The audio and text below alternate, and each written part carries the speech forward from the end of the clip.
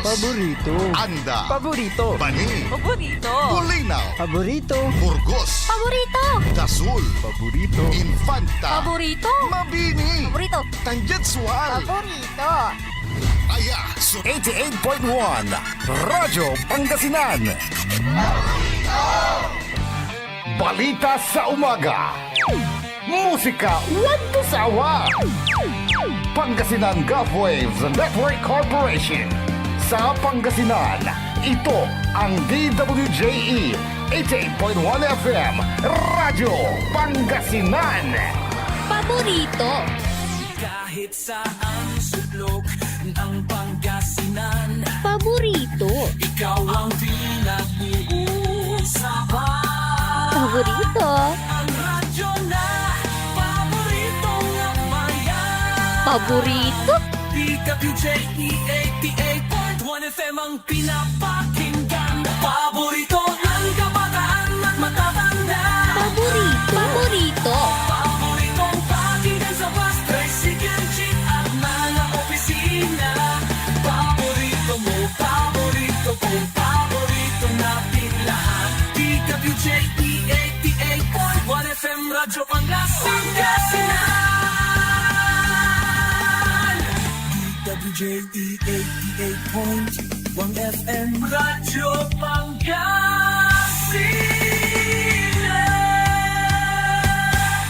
Paborito. Ang susunod na programa ay rated GP. GP? Ano yun? Garantisadong pampaborito! Mga nakalap na impormasyon, balita sa taong bayan, pagsiyasat sa mga kwentong may pinanggagalingan, paghimay ng mga isyu at detalye na bumubuo ng pampublikong usapin, eksaktong impormasyon, detalyadong balita, komprehensibong diskursyon ng mga isyu at mga matalinong paghimay sa mga usapin. Ito ang Aligwas Pangasinan Ilocano. Balita, talakayan at serbisyo publiko sa radyo. Aligwas Pangasinan Ilocano. Samahan ang maestro ng balita at impormasyon na si Jonathan Ortega. Aligwas Pangasinan Ilocano. Lunes hanggang Biyernes, alas 5 hanggang alas 6:30 ng gabi. Dito lamang sa DWJE 88.1 FM Radyo Pangasinan. Aligwas Pangasinan Ilocano. Narito na si kapaboritong Jonathan Ortega. Maligwas ang araw Pangasinan. Muli po nagbabalik ang programang maghahatid po sa inyo ng mga importanteng impormasyon at mga maiinit na balita at issue. Nandito niyo po maririnig sa programang ABI, Aligwas Pangasinan Ilocano. Makakasama niyo po ako mula alas 5 ng hapon hanggang alas 6 ng gabi. Ako po ang inyong public servant sa radyo, Jonathan Rosario Ortega. Siyempre kasama rin natin sa ating technical control ang aking nag-iisang co-pilot ngayong araw. Walang iba kundi si Sound Engineer Nixon Dakaw. Magandang hapon mga kapaborito. Ngayon po ay agaw na Miyerkules, May 21, 2025. Siyempre no, pasok na naman sa top 5 ang Dagupan City. Kung pag-uusapan ang heat index, inaasahan na sa 46 degrees Celsius ang heat index ngayong araw. Kaya let us be careful mga kapaborito. Stay hydrated. Bagamat alam nyo, nagbabadya na rin yung pag-uulan. Sabi naman ng Pag-asa baka sa buwan pa ng Hunyo ang magiging deklarasyon ng wet season o tag-ulan. Pero ngayon humahabol pa rin itong init ng panahon. Parang ilang araw hindi tayo nakararanas ng mainit na panahon, pero kanina pagising pa lang natin ng umaga, mag-aalas 7 na ako. Ramdam ko na yung init ng hangin. talaga nag-iiba na rin po ang panahon talaga ngayon. No? At syempre mga kapaborito ha, yung po mga nagta-travel abroad. Kung may mga kilala po kayo mga kapaborito natin dyan na nagta-travel abroad, no? Ugaliin po nila sana no? Magsuot po ng medical face mask para sa kanilang proteksyon. Ano? Dahil dito sa Asia ay namomonitor na po no, yung surge o bigla ang pagtaas ng mga kaso ng COVID-19. No? At ang variant po nito ay yung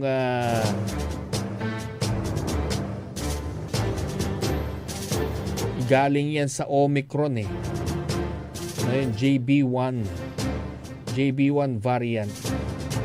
At nakitaan po ang pagtaas ng kaso sa mga bansa ng China, Singapore, Hong Kong at Thailand. Sa Thailand, kanina nakita ko nasa 71,000 cases, pero yan po ay mula January hanggang May ng 2025. Pero significantly mataas po talaga yan. Kaya kung may mga kakilala kayo na syempre summer season, may mga nagbabakasyon, maganda po niyan, abisuhan nyo na po sila. Para po sila ay maging cautious. Madali lang namang maiwasan yan, Pero importante po dyan yung pagsusot ng face mask, yung pong pag-iwas sa mga matataong lugar, pag-iwas sa mga poorly ventilated na lugar. At kung kayo po ay may nararamdaman, kailangan po niyan stay at home, Huwag masyadong maglalabas para hindi po kayo makapanghawa. I-quarantine nyo yung sarili po ninyo. At syempre kapag yung mga simptomas na yan ay hirap na kayo, may mga fever, pag-uubo, kailangan magpatingin na po kayo sa doktor mga kapaborito. Dahil hindi biro yan, lalo kung kayo po ay walang bakuna kontra COVID-19, delikado po yun. Maya-maya may mga bisita kayo dyan. Pag alam nyong galing sa Hong Kong, Singapore, China at Thailand, iwas-iwas muna kayo. Patagalin nyo muna ang 2 linggo bago kayo makipagchismisan. Muna kayo, what do you call that? Online messaging muna kayo, online messaging sa mga messenger, para iwas po yung contact para hindi tayo magkahawaan ulit, Pero syempre, binigyan naman tayo ng reassurance ng Department of Health, na everything is under control. Ganyan naman talaga. Pero syempre, gaya nga ng lagi nating sinasabi, hindi naman po tuluyang nawala ang COVID-19 sa atin. Bagamat syempre na-reach natin yung magandang percentage ng vaccination rate dito sa Pilipinas. Kaya mayroon tayong proteksyon, pero that does not give us a complete assurance na hindi tayo mahahawa, Pwede tayong mahawa ulit kahit tayo ay may bakuna, pero at least meron na pong preparasyon yung ating immune system, para malabanan po yung mga sakit tulad po ng COVID-19, diba? Sana nga magkaroon ng bagong booster, yung ating pong DOH para makapag-avail po tayo lahat. Siyempre, yan ang mga pagbabakuna ay hindi yan pwedeng ipuwersa sa tao, Meron kayong karapatan para humindi. Yun naman po yun. Pero kung gusto nyo magpabakuna, lalo dun sa mga wala pang bakuna, hindi ko na nga rin alam kung saan ba pwede magpabakuna kung gusto mag-avail ng COVID-19. Mas maganda po siguro magtanong po tayo sa mga municipal or city health offices, sa mga rural health units, kung saan kayo pwedeng makapag-avail ng mga bakuna kontra COVID-19. At saka yung mga flu vaccines, maganda rin po yan para sa proteksyon ng inyong katawan. Samantala, bago ang lahat mga kapaborito, dumako po muna tayo sa ating news, sa ating pagbabalita.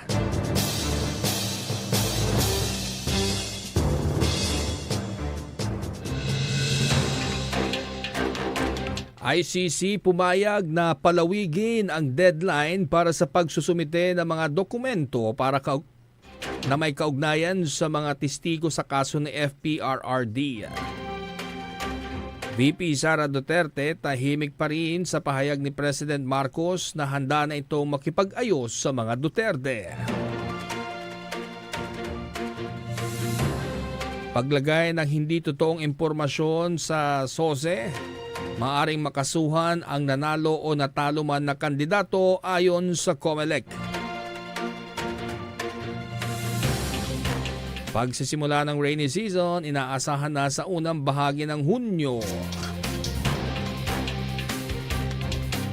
At sa balitang pampalakasan, NBA, pinagmulta si Jalen Williams dahil sa pagsusuot ng damit na may nakasulat na malaswang mensahe.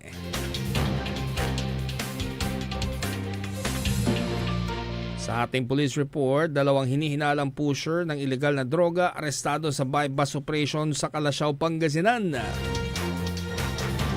At holdupper timbog ng pulisya sa Alaminos City. Narito na ang detalye ng mga balitang yan. Arestado ang isang lalaki matapos matukoy sa CCTV footage na ito ang taong nang hold up ng isang gasoline station sa Alaminos City. Nahuli po ang suspect sa isinagawang oplansita ng Alaminos City PNP matapos po itong tumakas pagkatapos hold upin ng gasolinahan sa may barangay Bulanay. Sabado umano na madaling araw nang hold upin ng suspect ang gasolinahan at tinangay ang pinagbentahan nito na nagkakahalaga ng 13,000 piso at umanay cellphone ng gasoline boy. Sa iba pang balita, kulong naman ang 2 katao sa isinagawang illegal drugs bypass operation sa may bayan ng Calasiao. Pasado alas 11 ng gabi, isinagawa ang operasyon kontra sa mga sospek sa may barangay Nalshan, Calasiao. Nakakumpiska ng mga otoridad mula sa mga sospek ang 3 sachet ng hinihinalang shabu na may timbang na 5.2 grams at may street value na mahigit 35,000 pesos. Kakaharapin naman ng mga ito ang kasong paglabag sa RA 9165 o Comprehensive Dangerous Drugs Act of 2002. Sa ating national news, pumayag ang International Criminal Court Pre-Trial Chamber 1 na palawigin pa ang deadline sa pagsusumite ng mga dokumento na may kaugnayan sa mga testigo sa kaso ni dating Pangulong Rodrigo Duterte. Sa 5 pahinang desisyon na may petsang Mayo 20 na nilagdaan ni Presiding Judge Lulia Antonella Motok, pinag-utos ng kapulungan sa prosekusyon na kompletuhin ang disclosure ng arrest warrant materials para na may kaugnayan sa mga testigo nang hindi lalagpas sa July 1 alinsunod sa request ng prosekusyon. Sa June 16 ang deadline ng prosecution para magsumite ng anumang mga aplikasyon para sa reduction ng mga pagkakakilanlan ng mga testigo o non-disclosure ng buong items ng ebidensya at deadline para sa victims and witness units para magsumite ng kanilang mga obserbasyon sa naturang mga aplikasyon. Sa June 20 naman ang itinakdang deadline para sa pagsusumite ng anumang tugon na may kaugnayan sa mga nabanggit na submissions. Sa July 1 ang deadline naman ng prosekusyon para makumpleto ang disclosure ng arrest warrant materials na may kaugnayan naman sa mga testigo nabanggit sa kanilang request. Matatandaan naman noong May 9, nagpadala ang prosekusyon ng bagong mga dokumento na may kaugnayan sa arrest warrant, subalit humiling din ito ng panibagong deadline para i-disclose ang natitirang mga material. Ayon pa sa pre-trial chamber, hindi naman ito tinutulan ng defense team ng dating Pangulo. Sa ibang balita, tahimik pa rin si Vice President Sara Duterte sa naging pahayag ni Pangulong Ferdinand Marcos Jr. na handa itong makipag-ayos sa mga Duterte. Ayon sa kampo nito na hinihintay pa nila ng ang opisyal na reaksyon na ito ng Vice Presidente. Una nang sinabi ni Pangulong Marcos na handa ito makipag-ayos sa mga Duterte dahil ayaw niya umano ng mga kaaway. Magugunitang ginigit pa rin ang kampo ng Vice Presidente na ipinahuli ng Marcos administration si dating Pangulong Rodrigo Roa Duterte sa International Criminal Court o ICC.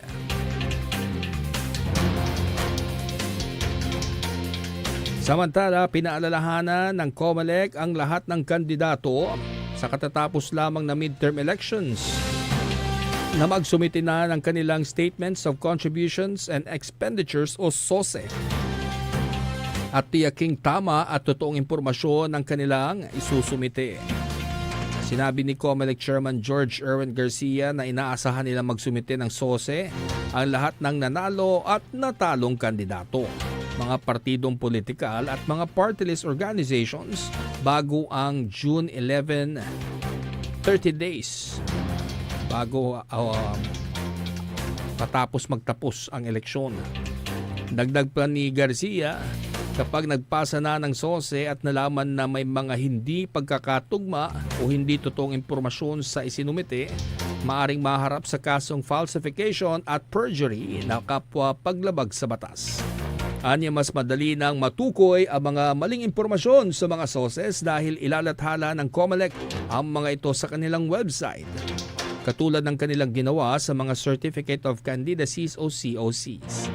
Ang hindi magsumite ng SOSE ay maaaring magresulta sa pagmumulta para sa mga kandidatong sangkot at kanilang mga partido. Samantala, ang mga paulit-ulit na lumalabag naman ay maaari ring patawan ng habang buhay na diskwalifikasyon sa paghawak ng pampublikong posisyon ayon ito sa batas. Ang sakop ng SOSE ay ang paggastos ng lahat ng mga tumakbong kandidato, nasyonal o lokal na level, magmula February 11 para sa mga senador at party list, samantala mula March 28 naman ang sa lokal na level. Para sa mga kandidato na may political parties, nasa 3 piso kada registered voter lang ang maaaring magastos sa pangangampanya. Samantala ang mga walang political parties ay 5 piso kada registered voter ang dapat nagastos. Kaya bantayan nyo yan, ha? Mamaya ma-technical kayo.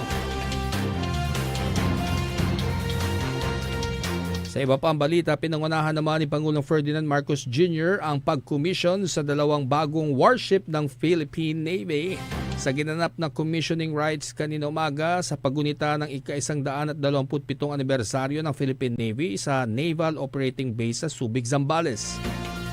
Ang 2 bagong Navy assets ay ang Guided Missile Frigate, ang BRP Miguel Malvar at ang Acero-class Fast Attack Interdiction Craft, ang BRP Albert Mahini. Ang BRP Miguel Malvar ang una sa 2 barko na ginawa ng South Korean shipbuilder na HD Hyundai Heavy Industries. Habang ang BRP Albert Mahini ay ginawa locally sa Philippine Navy's Cavite Naval Shipyard sa tulong ng contractor mula sa Israel Shipyards. Kapwa-equipped ng missile-armed ang 2 bagong barko ng hukbo. Naniniwala naman ang Philippine Navy na malaking bagay sa kanilang mandato ang dagdag na Navy assets.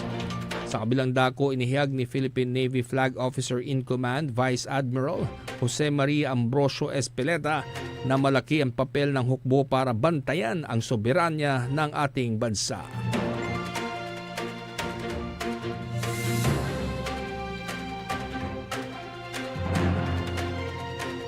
Samantala, sa ating balitang pampalakasan, pinagmulta ng NBA si Oklahoma City Thunder forward Jalen Williams dahil sa pagsusot ng damit na may malaswang mensahe. Nangyari ang insidente matapos ang Game 7 sa pagitan ng Thunder at Denver Nuggets, kung saan nagawa ng Oklahoma na pataubin ng 2023 NBA champion. Pagkatapos ng laro ay dumalo si Williams sa regular post-game press conference. Suot ang isang puting inner shirt na may nakasulat na malalaswang salita. Bagaman hindi nagsalita si Williams ng mga malalaswang salita, tinukoy ng NBA ang kanyang aksyon bilang isang offense. At kinalaunan ay pinatawan siya ng multang magkakahalaga ng $25,000. Ngayong season, hawak ni Williams ang average na 21.6 points, 5.3 rebounds at 5.1 assists per game. Samantala, nakatakdang harapin ng Thunder ang Minnesota Timberwolves sa Western Conference Finals na nakatakdang magsimula ngayong araw. Bukas pero sa Amerika, May 21. Ito ang unang pagpasok ng Thunder sa Conference Finals matapos ang 9 na taon o 2016. Sa naturang laban, mas maraming NBA analyst ang pabor sa Thunder na manalo. Samantala, Tatlong Pinoy mountaineers ang nakarating kamakailan sa tuktok ng Mount Everest. Narating nina Geno Panganiban at Miguel Mapalad ang tuktok ng Mount Everest noong May 18. Ilang araw lang matapos itong magawa ni Rick Grabe. Pinarangalan din nila ang yumaong si Philip Santiago. Si Santiago ay nasawi sa kalagitnaan ng kanyang pag-akyat noong May 14. Bakit kaya daming Pinoy ngayon ang nagpupunta sa Mount Everest? May mga nakikita tayo mga features, nakalagay doon kung magkano yung mga gastos, para umakyat sa Everest. Talagang adrenaline junkie ang Pilipino, Ibig sabihin yung hilig natin sa adventure. At syempre hindi po biro yung pag-akyat dyan sa Mount Everest. At pati ang gastos dyan ay mataas din. So isang Pinoy nga po ang nasawi dyan noong May 14. Makikita natin sa mga litrato talagang marami rin siyang frostbite sa mukha. Yung frostbite po ay sanhiyan ng sobrang baba ng temperatura o malamig. At syempre dyan po sa may Mount Everest, panipis ng panipis ang hangin po dyan. Ibig sabihin yung oxygen. Siguro yung mga smoker, may kilala akong smoker na dating news reporter sa Manila. Biruin nyo sa edad niyang yan, naakyat niya ang Mount Everest. Huwag ko nang banggitin yung pangalan kasi smoker din yan. Pero retired na yata siya ngayon. Siguro dahil pag smoker ka, sanay yung utak mo at yung katawan mo sa less oxygen, Kasi ang hinihit-hit mo more on carbon dahil sa usok ng sigarilyo. Kaya yun yung training niya siguro, Ang initial ng reporter na yan ay AM. Yan. Ang kanyang first name ay A, ang kanyang apelyido ay M. Batikang news reporter sa ABS-CBN. At yan ang storya niya, yung pag-akyat, yung expedition ng mga Pilipino dyan sa Mount Everest.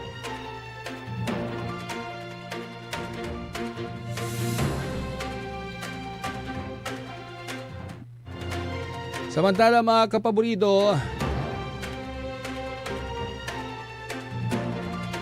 meron po tayong scheduled power interruption mula naman sa Central Pangasinan Electric Cooperative Incorporated. Ito pong May 22, Thursday. Mula alas 8 ng umaga hanggang alas 5 ng hapon, dyan po sa may bayan ng Lingayen. Apektado po ang ilang bahagi ng Tonton. Dyan po sa may Prime Water. Huwebes pa rin, alas 9 hanggang alas 4 ng hapon naman sa may bayan ng Sual. Sa may Baybay Norte. Alas 8 hanggang alas 5 ng hapon, diyan naman sa bayan ng mga Tarem sa may Barangay Kasilagan. At sa darating na Biyernes, May 23, apektado ng brownout ang bayan ng Sual mula alas 9 hanggang alas 4 ng hapon sa may bahagi ng Kawayan, Paitan East, Paitan West, sa Silangan, Bulawan, Victoria, Santo Domingo, Calumboyan, Siaosio East at Siaosio West. Ganon din, Friday din, 9 a.m. to 2 p.m. sa bayan naman ng Aguilar, sa may Santa Filomena at sa bayan ng o barangay ng Poblasyon. At sa Sabado, May 24, apektado naman ang ilang bahagi ng Bayambang nitong power service interruption mula alas 4 ng madaling araw hanggang alas 9 ng madaling araw. Apektado po ang Zone 2, Zone 3, Zone 4, 6, 7, bahagi ng Bicol Norte, Rojas, Magsaysay, Sunbeam, dyan sa may McDonald's, Bayambang High School, Bayambang Elementary School, PSU Compound, PNP, Cold Storage, Bayambang Municipal Hall, San Vicente o St. Vincent Catholic School, St. Vincent Village at Bayambang District Hospital. So mag-antabay na po kayo ng inyong mga generator dahil ang maapektuhan po dyan sa Bayambang. Gayam ay yung Zone 2, Zone 3 sa may poblasyon area to sa inyo malayo, o kayo may kuryente sa darating na Sabado. Gayam. And sa may panel ko naman, meron silang scheduled power interruption sa may bayan ng Umingan sa darating na Sabado mula alas 9 ng umaga hanggang alas 5 rin ng hapon. Mahaba-haba rin yan, no? At ito, dyan naman sa may barangay Barat o Barat sa may bayan ng Umingan. At ganun din, May 24 din, Sabado. Apektado rin ang bayan ng Balungaw ayon sa Panelco 3. Lalo na yung mga barangay ng Kapulaan, San Aurelio 3rd, sa may Riverside, sa barangay San Joaquin, San Julian, San Raimundo at bahagi ng San Miguel. Ganon din dito sa Dagupan Electric Corporation. No, mukhang dire-diretso ang magkakasunod ang power service interruption. Ang DECORP naman po mag-a-announce o nag-announce ng brownout sa May 23, Friday, 5 a.m. to 10 a.m. 5 oras sa bayan ng Manawag sa may Barangay Cabanbanan at Barangay Santa Ines. Yan. At sa Dagupan City naman sa darating na Biyernes mula 5 a.m. to 12 noon, 7 hours sa may Barangay Karanglaan at Barangay Bacayao Norte. At sa Biyernes ulit, 7.5 hours din, 9 a.m. to 4:30 p.m. sa bayan ng Santa Barbara sa may Barangay Payas. Kanina ba nag-brownout sa Dagupan? Kasi nagising ako, nagpapawis ako pero hindi ko nabasa kasi yung kaya ito pinapaalalahanan natin kayo, no? Diyan din sa bayan ng Santa Barbara sa Sabado, May 24, 4 na oras na brownout ang mararanasan mula 8:30 a.m. to 12:30 p.m. sa may bahagi ng Barangay Payas. At sa bayan ng Calasiao, Sabado rin, 3 hours, 4 a.m. to 7 a.m. Sa portion ng Barangay San Miguel, mula 7-Eleven hanggang Centrum Fuel, tapos Malong Street at Burgos Street. Bahagi ng Barangay Nalshan sa may Pure Gold at Madison Hotel. Sa may bahagi rin ng Barangay Poblacion West, Barangay San Vicente, Dinalawan, Ambotel at Lumbang. Mawawalan po kayo ng kuryente sa loob ng 3 oras sa darating na Sabado. At sa may Barangay Nagsaing din, buong Barangay Nagsaing, 15 minutes lang naman sa Sabado. So hindi nyo halos mararanasan yan. Ito mahaba-habang brownout, 9 hours, 4 a.m. to 1 p.m. Sabado, itong May 24 sa bayan ng Calasiao sa may bahagi ng San Miguel mula sa Ama hanggang BIR, sa may bahagi ng Nalshan sa may Chowking, Calasiao hanggang dun sa may Alpha Mart. 15 minutes naman sa may Calasiao din, bahagi ng San Miguel, Nalshan, Poblacion West, San Vicente, Dinalawan, Ambotel at Lumbang at Nagsaing. Dagupan City naman sa may portion ng Barangay Karaal sa may Sitio Tokok at Sitio Talaib. 8 oras ang brownout, 8 a.m. to 4 p.m. sa darating na Sabado. Buti hindi na timing yung mga brownout na yan. Buti naman at siguro hindi talaga tiniming ng DECORP din. Panelco at Central Pangasinan Electric Cooperative. Yung po mga scheduled power interruption. Noong halalan kasi syempre malaking perwisyo yan kung matiming pa yan. Siyempre binabati natin yung mga kapaborito natin dyan sa may bayan ng Mapandaan. Magandang hapon.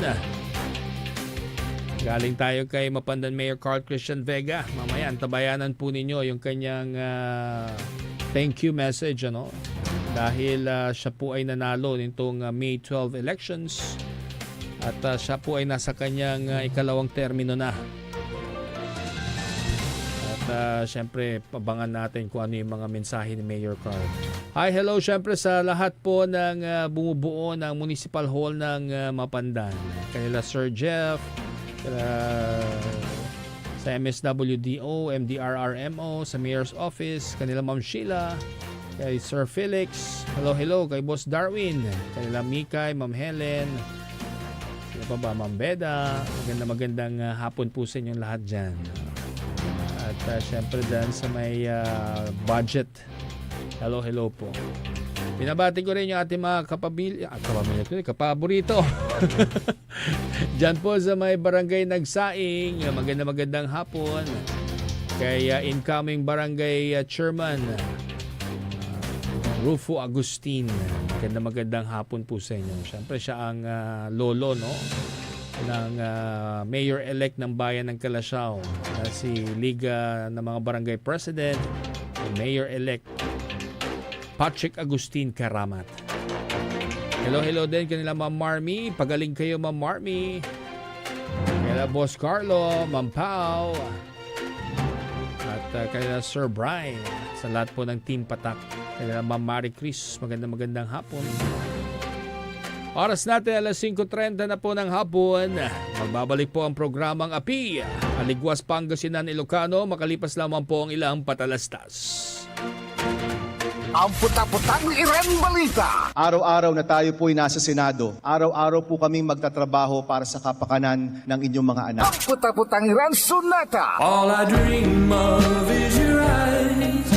Son, ang puta-putang Iren Impormasyon. Aya sa DWJE 88.1 FM Radyo Pangasinan. Paborito. At WellCare Diagnostic Center, your health is our priority. From routine checkups to advanced diagnostics, we provide accurate, timely results, ensuring you're always on top of your well-being. Whether you need a blood test, x-ray, or ultrasound, our state-of-the-art equipment and professional team are here for you. With a convenient location and fast results, we make healthcare easier. Message us through our WellCare Diagnostic Center Facebook page or visit us at the Mapandan Town Center for an appointment. WellCare Diagnostic Center, your health, our care. Visit Wellcare Diagnostic Center, located at Mapandan Town Center, Mapandan, Pangasinan. For reliable and top-notch healthcare services, you deserve the best care. Wellcare Diagnostic Center. Mare! Kabigla ka naman, Mare, ah! Grabe, gimaggana ka ah. Mare, di mo sinabi na uwi ka pala ng San Carlos. Ay, oo! Namiss ko na kasi dito ang pamilya ko. Ito na palang San Carlos ngayon. Grabe, Mare! Ang laki na ng pinagbago. Siyempre naman, Mare, alam mo ba na dito sa syudad natin, malaki na talagang pagbabago. Mula sa mga infrastruktura, nandiyan na mga konkretong daan at mga bagong pasilidad. Wow! Meron din tayong trending na ayos, kalusugan karavan na nagbibigay ng libreng serbisyong medikal. Palipalitan, ah! Saka, nandyan din ang mga programang pag-agrikultura para sa ating mga magsasaka. Ay, wow! At higit sa lahat, Maria, ang pagpapanatili ng peace and order ng ating syudad. Perfect! Di lang yan, binibigyan din ng halaga ang kapakanan ng lahat ng tao at pantay na karapatan sa mga serbisyo ng gobyerno. Grabe, Mare! Ang bongga na talaga ng San Carlos. Parang ayoko na bumalik sa ibang bansa. Oo, Mare. Kung ako sa'yo, dito ka na lang sa San Carlos. Dahil sa San Carlos, tunay na subok na ang serbisyong ayos. Mayor Julia Ayoy Resuello po, kasama si Vice Mayor Jose Resbox Resuello at ang Sangguniang Panglungsod ay nandito upang umagapay at magserbisyo sa ating minamahal na syudad. San Carlos, maunlad, ligtas at maayos. Hindi ba napapansin ang inyong negosyo, mga kapaborito? Abay, magpa-advertise ka na dito sa DWJE 88.1 FM Radyo Pangasinan. We are located at the 3rd floor of Jumel Building, A.B. Fernandez East, Tagupan City. Or you may contact us at 0968-444-4290 or 0956-168-4908. O bueno, mga kapaborito, magpa-advertise na! Mas pinalakas, mas pinatindi, mas pakikinggan. Serving Pangasinan through music, news, and information. Ito ang DWJE 88.1 FM Radyo Pangasinan. Diyan Pangasinan, walay saksa kaya radio station ya iiyag na saray Pangasinense. Diyan Agno, Paborito. Alaminos, Paborito. Anda, Paborito. Bani, Paborito. Bulinaw, Paborito. Burgos, Paborito! Dasul, Paborito. Infanta, Paborito. Mabini, Paborito. Tanjatswal, Paborito! Aya, so 88.1 Radyo Pangasinan. Paborito ng kabataan at matatanda. Paborito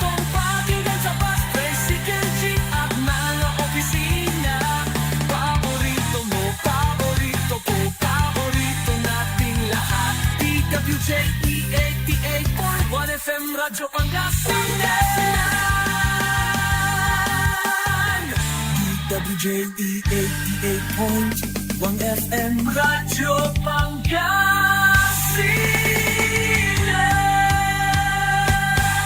Aburito. Narito na si kapaboritong Jonathan Ortega.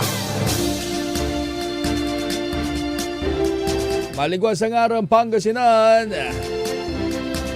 Kayo pa rin po ay nakatutok sa DWJE 88.1 FM Radyo Pangasinan. Ito pa rin po ang programang API, Aligwas Pangasinan, Ilocano. Ako pa rin po ang inyong public servant sa radyo, Jonathan Rosario Ortega.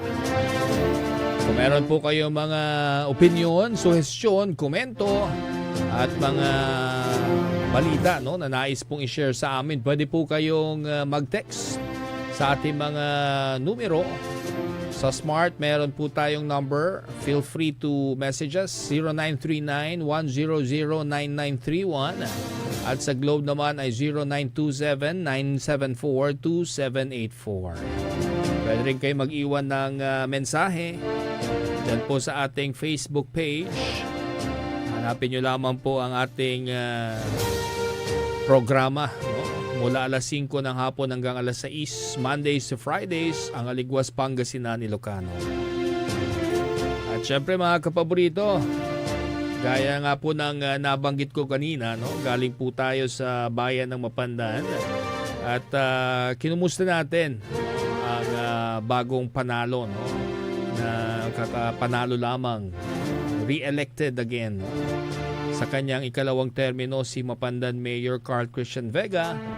At inalam po natin yung kanyang mensahe, since sila po ay nanalo kasama po ng kanyang mga kasama. 5 konsihal mula sa kanilang Team Vega. At sila naman po ay nag-meeting na rin, shinare po ni Mayor Carl Christian Vega para pag-usapan yung mga plano at kinumusta rin at kinongratulate yung mga nanalo at yung mga hindi po pinalad na mga konsihal sa kanyang ticket. At after that meeting ay nagkausap din ang bagong uupo na Vice Mayor ng Mapandan na si Vice Mayor-elect Anthony Penullar. At doon nga ay maayos na nakapag-usap ang magkabilang partido. Bagamat hindi sila magkakasama sa iisang partido, ay nagkaisa naman sila na pagbubutihin po nila yung kanilang mga trabaho para po maipagpatuloy yung mga naumpisahang programa para po sa pagpapasaayos, pagpapaganda at pagpapayabong sa bayan ng Mapandan. Naumpisahan naman na po sa unang termino ni Mayor Carl Christian Vega ang napakaraming proyekto at programa na magdadala po ng mga progressive na mga programa. At syempre hindi nila nakakalimutan lagi po dyan sa kanilang prioridad ay yung kalusugan ng mga taga-Mapandan. At isa na nga po dyan, nakapagpatayo na sila ng Super RHU at papunta na yan sa second phase.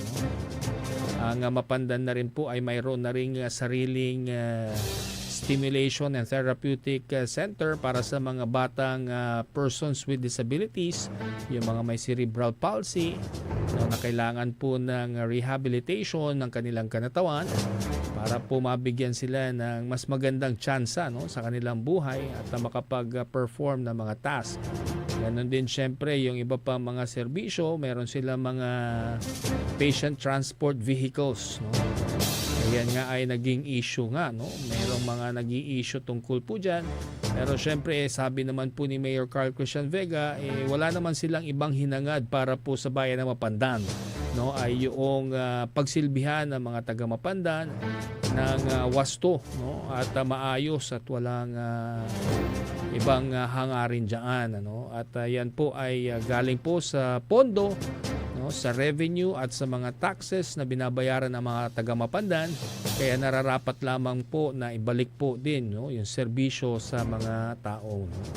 Pakinggan po natin yung pong aking naging panayam kay Mapandan Mayor Carl Christian Vega.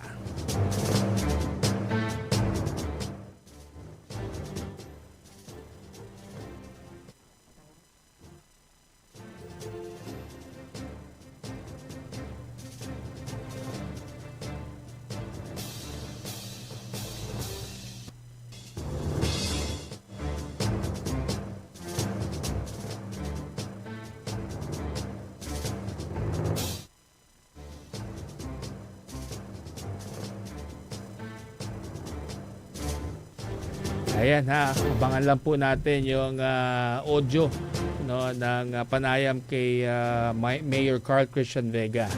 No, mukhang hindi pumapasok yung audio. Teka, So sa inyong second i-replay natin. Sige, rewind natin. No? So, ito po ang naging pahayag ni Mayor Carl Christian Vega. At ito na rin yung pagkakataon na may parating po ulit ang ating taus-pusong pasasalamat sa pagbibigay nila ng tiwala at suporta po sa ating liderato po.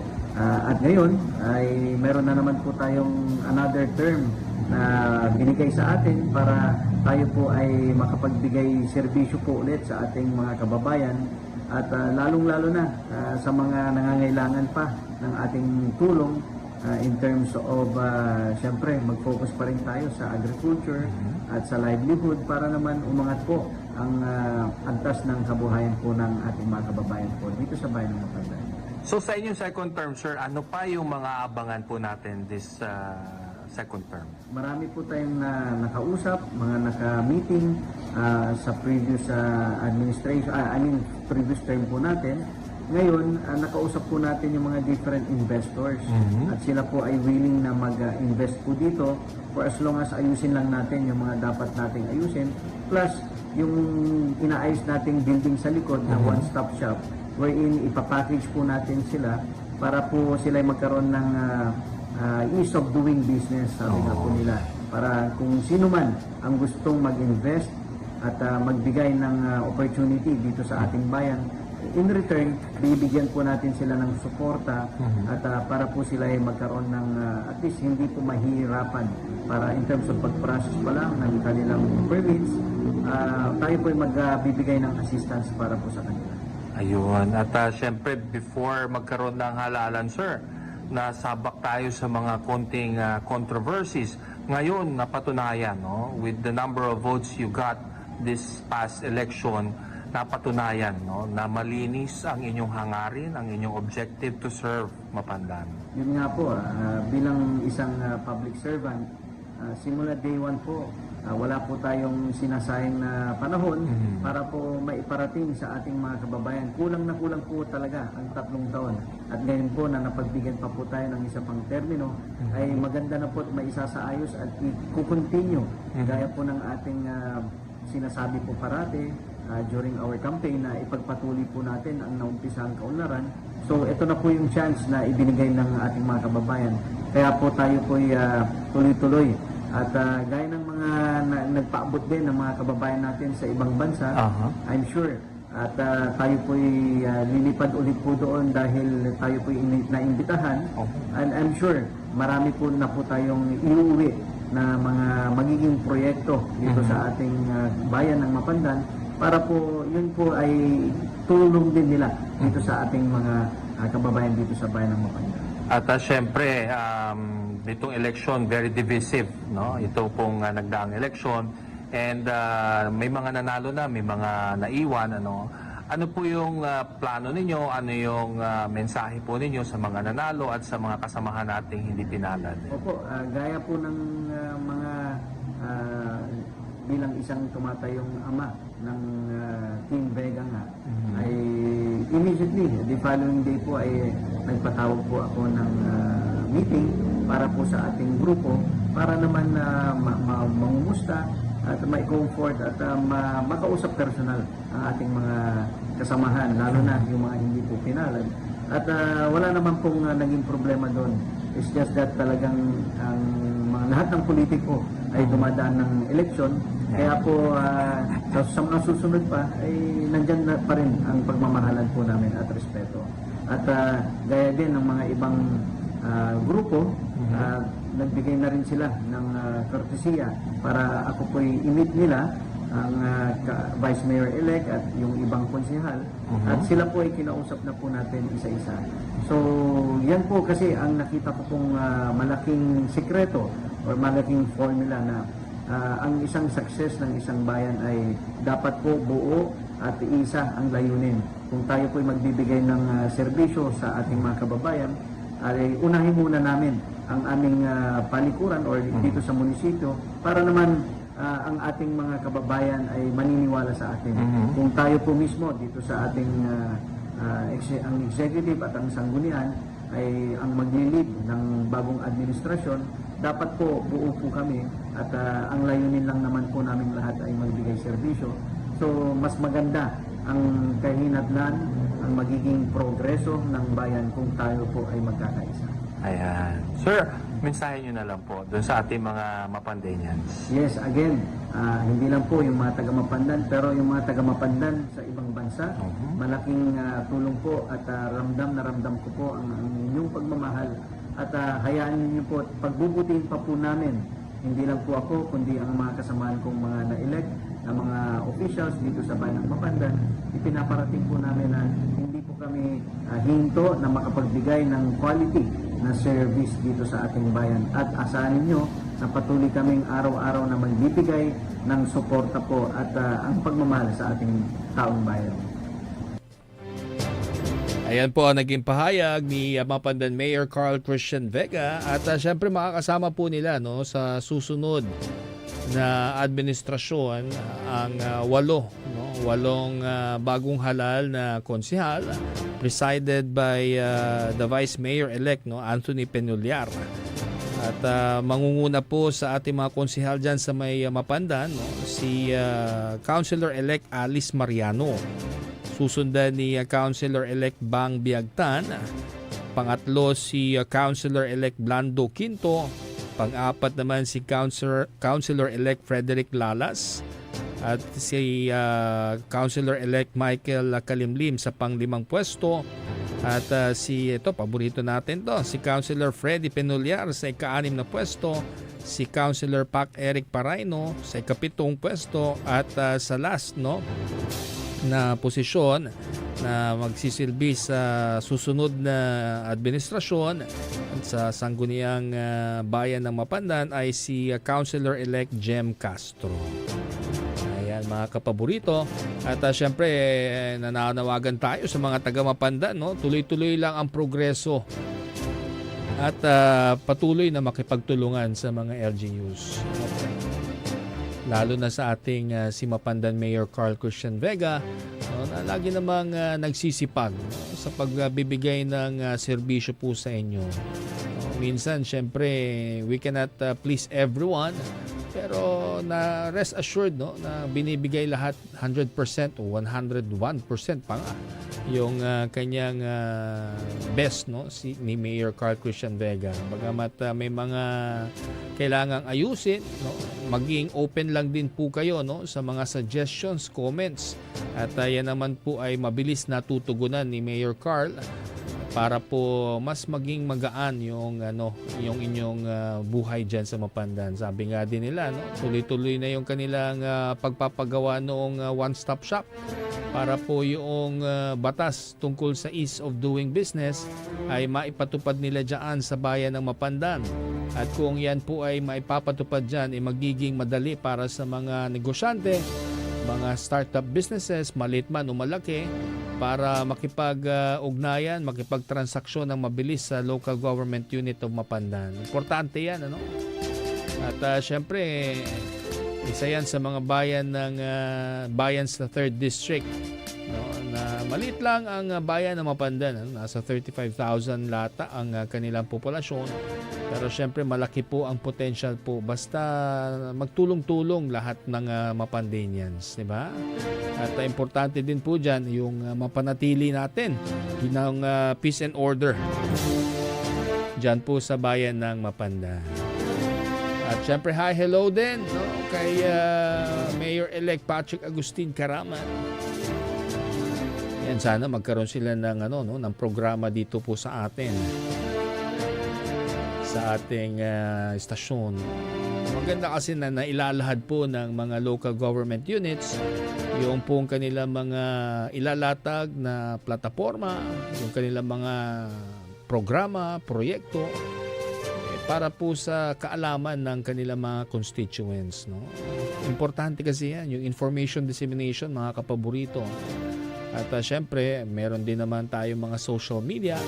Maganda na nakakausap natin yung mga department heads ng inyong mga munisipyo, no, para maihatid mismo directly sa mga listeners ng inyong mga bayan kung ano-ano ba yung mga ilalatag na programa para sa darating na 2025, no? At maraming innovations ang gustong ipatupad ni Mayor-elect Patrick Agustin dyan po sa bayan ng Calasiao, dahil alam nyo, cornerstone itong bayan ng Calasiao, no? Dyan po sa Central Pangasinan. Dyan po dumaraan ng maraming kalsada, nagtatraverse. If you're going to the west or east, dadaan po kayo sa bayan ng Calasiao. At nakikita rin naman na natin yung progreso dyan po sa bayan ng Calasiao. At marami na ring malls, hotels, eskwelahan ang nagsisitayuan dahil po sa ganda, no? Ganda ng location at saka yung kalsada, yung connection. Importante yung road connections, no? At isa sa mga populated districts sa Pangasinan, yan, 3rd district, no? I think noong halalan ang voting population na diyan more than 300, yan yata ang largest, no? Nasa 300,000 plus. Tingnan nga natin. 3rd district, biruin nyo yan, no? Nasa 400,000 yata ang voting population ng 3rd district, ano? Kaya malaki yung potential ng bayan ng Calasiao. Dahil kung San Carlos City naman medyo malayo na sa sentro. At Dagupan City ay kalapit lang ng parang extension lang ng Dagupan City ang Calasiao. Plus, napakaganda ng environment dyan. At hindi masyadong binabaha doon sa ibang areas ng Calasiao, doon sa mga business district nila. At mas mababa syempre yung buwis na binabayaran sa bayan ng Calasiao dahil hindi pa po yan lungsod, ano? At sa Dagupan City, mataas-taas na rin ng tax revenue dyan, ang tax, no? Ang real property tax. Kaya yung mga negosyante syempre mas gusto nila doon sa Karatig bayan ng Calasiao. Pero marami pang improvements ang gagawin po dyan ni Mayor-elect Patrick Agustin Karamat. Just wait and see, ika nga, di ba? At syempre congratulations din kay Manawag Mayor Dr. Ming Rosario. Nagsagawa siya kanina ng Thanksgiving motorcade ba ang tawag doon, no? Nagpasalamat siya, umikot siya sa buong bayan ng Manawag. Nakita lang natin sa kanilang live Facebook page, no? Siya ay umikot para magpasalamat at personal na may ahayag yung kanyang damdamin. Dahil syempre pareha sila ni Mayor Carl Christian Vega, second term nila ngayon at naipanalo naman nila. At si Mayor Ming, isang doktor by profession, ay nagsilbi pong board member sa 4th District of Pangasinan at tinapos nila yung 3 termino o equivalent niya ay 9 years. So naranasan po nila ang maging isang legislator, tagagawa ng mga batas, no, mga ordinansa dito sa ating lalawigan ng Pangasinan. At isa nga siya sa mga proponent ng scholarship ordinance, no, para sa mga well-deserving students dito sa Pangasinan. At isa pa rin yan, yung scholarship at yung health, no, dun sa mga nangungunang programa ni Mayor Ming Rosario. At makikita naman natin yung kanyang kasibagan, halos araw-araw din, ano, ay talagang ikot ng ikot, hindi mapakali, no? Dahil siya ngayon din ang Pangulo ng League of Municipalities of the Philippines Pangasinan Chapter. Siya po ay napiling mamuno, no, after magbitiw sa pwesto si Lingayen Mayor Paul Batawil, no, dahil siya po ay tatakbo naman bilang kongresista. Bagamat siya po ay hindi pinalad, si Lingayen Mayor Paul Batawil, naniniwala naman siya, no, na magiging progresibo rin yung magiging takbo ng buong 2nd District at sana ay magtulungan pa rin ang lahat, no, dahil sabi nga niya, ang eleksyon naman ay isang araw lamang yan, no? Kaya kailangan syempre ang taong bayan ay maging mapagmatsyag, no, at kailangan marunong mag-voice out kung sila ay may mga gustong iparating sa mga uupo, no, ng mga bagong lider. At syempre ang bayan din naman ng Lingayen kung saan nagsilbi si Mayor Paul Batawil ng 2 termino o 6 years ay inaasahan din po niya, no, na magtutuloy-tuloy yung mga nailatag na programa, mga proyekto, dahil naniniwala po si Mayor Paul Batawil na yung mga proyektong yan, no, ay para sa taong bayan, para sa mga taga-Lingayen, di ba? At isa sa mga legasiya nga na iiwan ni Mayor Paul ay yung walang maiiwang utang, no? Zero loan ang bayan ng Lingayen. At he is proud, ano, na ang mga taga-Lingayen ay walang utang sa kung sino man. At yan ay isa sa mga hinahangaan po natin yan. Mula sa kanyang pagiging police officer, no? Nagsilbi ring provincial director and CRPO chief, at tumakbong kongresista. Natapos po rin niya ang 3 termino o 9 na taon dyan sa House of Representatives, no, representing the 2nd District. At very notable naman at significant yung po mga naging contributions, no, ng mga proyektong na ipagawa, no, sa tulong ng taxpayers money dyan po sa 2nd District, no. At syempre yan yung isa sa mga may tutulong ng ating mga congressman, ano, yung makapagbigay na mga budget, no, through the GAA o General Appropriations Act doon sa mga priority projects na talagang kinakailangan para magdala, no, ng development sa kanilang mga nasasakupan sa mga bayan-bayan sa ilalim ng kanilang distrito, no. Sana ay maging masaya, no, ang lalawigan ng Pangasinan. At syempre tapos na rin po ang eleksyon, no, at ibalik natin yung sigla, no, ng ating lalawigan at tayo po ay magtulong-tulungan, no, para makaahon, no, at manatiling mapayapa ang ating pong minamahal, no, na lalawigan ng Pangasinan. At syempre binabati ko rin, ano, yung ating pong minamahal na si Pangasinan Governor Amado Pogi I. Espino III. Magandang hapon. At kanila former Pangasinan Governor and Congressman Amado T. Espino Jr., kanila Bugalyon Mayor Priscilla Meli I. Espino, kay former mayor ng Bugalyon, no, Mayor Jumel Anthony Espino. Magandang hapon po sa inyo, no? God bless you all. Oras natin 5:58 na po ng hapon. Papaalam na rin po tayo. Bukas araw ng Huwebes. Tama ba? Thursday bukas, no? 22. Yan, no? Kita-kita po tayo ulit, ha? Ako po ang inyong public servant sa radyo, Jonathan Rosario Ortega. Ito po ang programang Aligwas, Pangasinan, Ilocano. Nagsasabing maraming salamat at magandang gabi, kapaborito.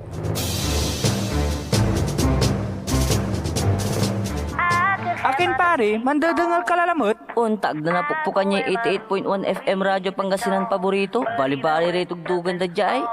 Mandangal pa si rin. Ga, abayan mo, tamandangal tayo sa nagutan sa labi. Aya, so DWJE 88.1 FM Radyo Pangasinan Paborito.